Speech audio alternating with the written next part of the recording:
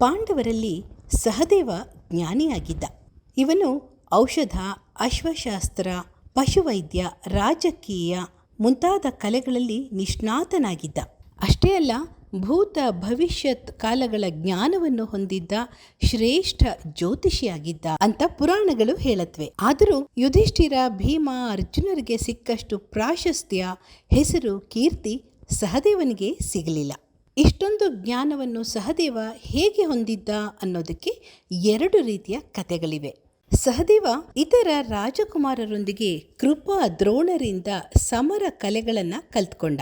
ನಂತರ ಸಹದೇವ ಮಾತ್ರ 2 ವರ್ಷಗಳ ಕಾಲ ದಕ್ಷಿಣ ಭಾರತದ ಪ್ರಯಾಣ ಮಾಡಿ ದೇವತೆಗಳ ಗುರು ಬೃಹಸ್ಪತಿಯಿಂದ ನೀತಿಶಾಸ್ತ್ರ, ಖಗೋಳಶಾಸ್ತ್ರ, ಜ್ಯೋತಿಷ್ಯ, ಅರ್ಥಶಾಸ್ತ್ರ, ಆಡಳಿತ ಜ್ಞಾನ ಎಲ್ಲವನ್ನೂ ಪಡ್ಕೊಳ್ತಾನೆ.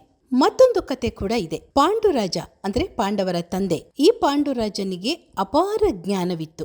ಅವನಿಗೆ ಭೂತ ಭವಿಷ್ಯತ್ ಕಾಲಗಳ ಜ್ಞಾನವಿತ್ತು. ತನ್ನ ನಂತರ ಈ ಜ್ಞಾನ ತನ್ನ ಮಕ್ಕಳಿಗೆ ಸಿಗಬೇಕು ಅಂತ ಅವನು ಅನ್ಕೊಳ್ತಾನೆ.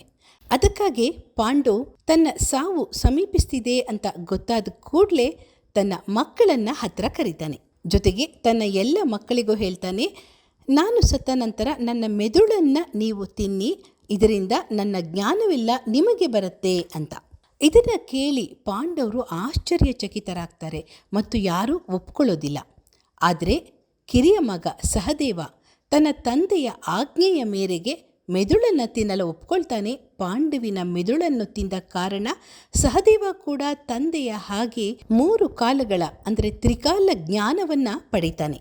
ಪಾಂಡವರು ಜೂಜಾಟದಲ್ಲಿ ಅಂದರೆ ಪಗಡೆ ಆಟದಲ್ಲಿ ತೊಡಗಿಕೊಂಡಾಗ ಅವನಿಗೆ ಗೊತ್ತಿರುತ್ತೆ ಇದಕ್ಕೆಲ್ಲ ಕಾರಣ ಶಕುನಿ ಅಂತ. ಅದಕ್ಕೆ ಆಗ ಅವನು ಶಕುನಿಯನ್ನ ನಾನೇ ಕೊಲ್ತೀನಿ ಅಂತ ಶಪಥ ಮಾಡ್ತಾನೆ. ಹಾಗೆ ಕುರುಕ್ಷೇತ್ರ ಯುದ್ಧದಲ್ಲಿ ಶಕುನಿಯನ್ನ ಸಾಯಿಸೋದು ಸಹದೇವ. ಮಹಾಭಾರತ ಯುದ್ಧವೂ ಸೇರಿದಂತೆ ಯಾವ ಯಾವ ಘಟನೆಗಳು ನಡೆಯುತ್ತವೆ ಅಂತ ಮೊದಲೇ ಎಲ್ಲವನ್ನೂ ತಿಳಿದಿದ್ರು ಕೂಡ ಅವನು ಯಾರಿಗೂ ಅದನ್ನ ಹೇಳೋದಿಲ್ಲ. ಯಾಕಂದ್ರೆ ಯಾರಿಗೂ ಹೇಳಬಾರ್ದು ಅಂತ ಶ್ರೀಕೃಷ್ಣ ಅವನಿಂದ ಮಾತು ತಗೊಂಡಿರ್ತಾನೆ.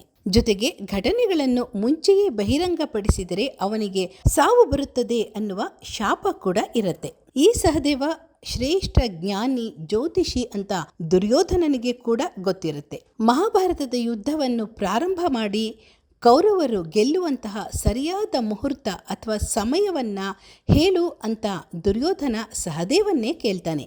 ಆಗ ಸಹದೇವ ಜ್ಯೋತಿಷ್ಯವನ್ನ ಸರಿಯಾಗಿ ಹೇಳಬೇಕು, ಸುಳ್ಳು ಹೇಳುವುದು ಅಪಚಾರ ಮಾಡಿದ ಹಾಗೆ ಅಂತ ಅನ್ಕೊಂಡು ಕೌರವರು ತಮ್ಮ ಶತ್ರು ಅಂತ ತಿಳಿದಿದ್ರು ಸಹ ದುರ್ಯೋಧನ ಬಂದು ಕೇಳಿದಾಗ ಒಂದು ಒಳ್ಳೆಯ ಮುಹೂರ್ತವನ್ನ ಸೂಚಿಸ್ತಾನೆ ಸಹದೇವ.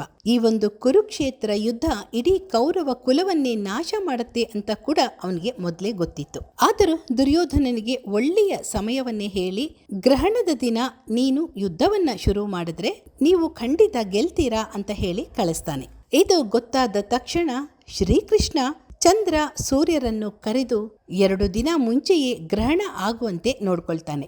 ಇದರಿಂದ ಸಹದೇವ ಕೊಟ್ಟ ಮುಹೂರ್ತಕ್ಕಿಂತ 2 ದಿನ ಮೊದಲೇ ಯುದ್ಧ ಪ್ರಾರಂಭ ಆಗತ್ತೆ. ಕೌರವರು ಸೋಲ್ತಾರೆ. ಕೃಷ್ಣನಿಗೆ ಮಾತು ಕೊಟ್ಟಿದ್ದರಿಂದ ಹಾಗೂ ಶಾಪ ಇದ್ದ ಕಾರಣ ಸಹದೇವನಿಗೆ ಅಷ್ಟೊಂದು ಜ್ಞಾನ ಇದ್ದರೂ ಕೂಡ ಅದು ಎಲ್ಲೂ ಉಪಯೋಗಕ್ಕೆ ಬರಲಿಲ್ಲ. ಹೀಗಾಗಿ ಮಹಾಭಾರತದ ಕಥೆಯಲ್ಲಿ ಸಹದೇವನಿಗೆ ಅಷ್ಟೊಂದು ಪ್ರಾಶಸ್ತ್ಯ ಕೂಡ ಸಿಗಲಿಲ್ಲ. ಇದು ಸಹದೇವನ ಕಥೆ. ಕಥೆ ಕೇಳಿ ನಿಮ್ಮ ಅನಿಸಿಕೆಗಳನ್ನು ಕಮೆಂಟ್ಸ್ ಬಾಕ್ಸಲ್ಲಿ ಹಾಕಿ.